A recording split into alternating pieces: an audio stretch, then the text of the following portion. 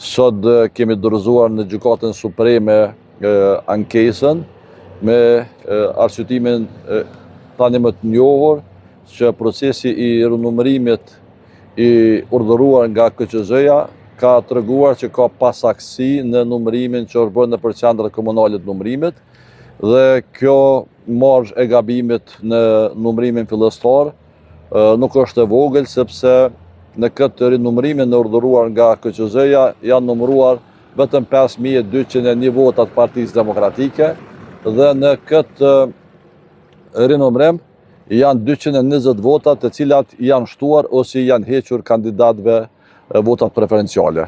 Prandaj, për të pasur një rezultat të saktë, kërkojmë që Gjykata Supreme të miratoj kërkesën tonë dhe të urdhëroj KQZ-n për rinumërimin e votave preferenciale për kandidatët për deputet Partisë Demokratike. Sepse edhe ligji e obligon që procedura e numërimit të fletë votimeve të udhëhiqet nga saktësia dhe e jap edhe mundësinë e rinumërimit në rast se evidentohen pasaktësi në numërimin fillestar. Ne kur e kemi tërhequr atë dokumentat bashk, na kanë thonë që gabimet vogla janë minimale, kështu që tha s'keni nevojë më anku, kjo tha më shosnisht, por nuk janë këto gabimet vogla minimale sepse as gabime teknike, sepse është e thjeshtë se është numri shumë i ngushtë që t'jesh deputet, si për kolegën, si për mu, me një marrë gabimit prej 589 votave që ka ndodhur në sistemin e KQZ-s dhe pastaj thanë jo veç dyti kena shtu, po ne e kemi pa ato vetë prezent, na thanë që është gabim teknik i vogël, po duhet tha me vazhdu. Ne e kemi të drejta tona me shfrytzuar deri në maksimum, edhe drejtën e fundit në rinumërim kemi bërë ankesë edhe aty dhe do të kërkojmë çdo mundësi të mundshme që është në drejtën tonë dhe në drejtën e Zotit që ne ta shfrytëzojmë maksimalisht. Sepse çdo vot ka rëndësi, ka vlerë dhe s'ka nevojë askush bëhet deputet me votat tona. Kështu që ne kena me shfrytëzuar të gjitha mundësitë të cilat na takojnë me ligj. A dyshoni që votat janë devijuar si herën e kaluar brenda partive për çka ka dhe raste në gjykatë? Po dyshojna sepse unë vetë kam qenë duke përcjell në telefon faqen zyrtare të KQZ-s dhe për 589 vota më janë shtu. Dhe më janë thonë është gabim teknik, ndërsa në ankesën, në përgjigje të ankesës më kanë thonë veç 2 vota. Si 2 vota, si 589 vota quhet vjedhje.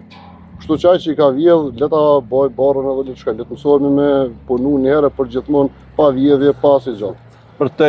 Për te dyshimeve tona, tani kemi një proces të urdhëruar nga KQZ-ja, që është procesi i rinumërimit të 185 kutive apo vend votimeve.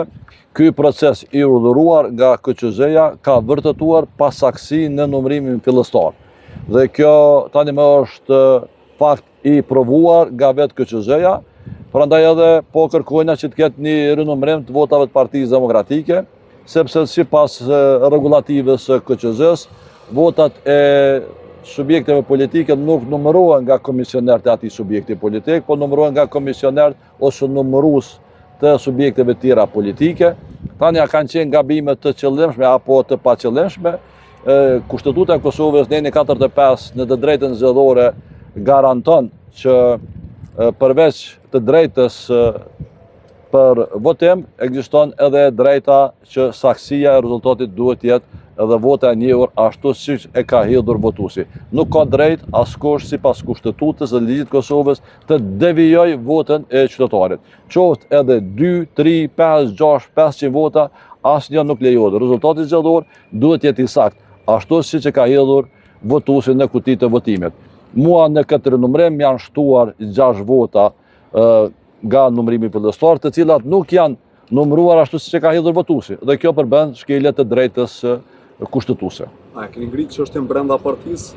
Edhe keni mbështetjen e subjektit politik për me procedurë këto ankesë? Para se ta bëj ankesën, kam biseduar me kryetarin e partisë dhe ai ka qenë pro që të bëhet ankesa dhe rezultati zgjedhor të jetë i saktë.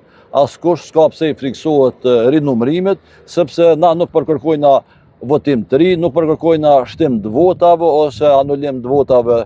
Mi po kërkojna që të ketë një numërim të saktë. dhe për këtë e kem mbështetjen e plot edhe të kryetarit të Partisë Demokratike të Kosovës. Bile po ja citoj fjalën e tij, tha se askush nuk ka pse friksohet nëse me hyp 2 herë në peshore, nëse i ki 90 kg, edhe dikush dyshon se i ki 90 kg, ti prap hyn peshore dhe matesh edhe nuk ka gjë të keqe. Prandaj po kërkojmë edhe nga Gjykata Supreme që të anulloj vendimin e PZHP-s, i cili vendim në fakt e pranon se ka gabime minimale që dikuj prej kandidatëve i janë shtuar e dikuj janë hequr vota, mi po për befasi nuk urdhëron rinumërimin të bëj QQZ-ja. Pra vetë PZHP-ja e ka pranuar që ka ndryshime të votave dhe nuk ka urdhëruar rinumërim. Pra kjo pasaktësi, duke pasur rezultatin e ngushtë mes deputetit që ka fituar mandatit dhe meje, pra është vërtet mes e domosdoshme për me pas një rezultat të saktë ashtu si që e ka idhur votuesi.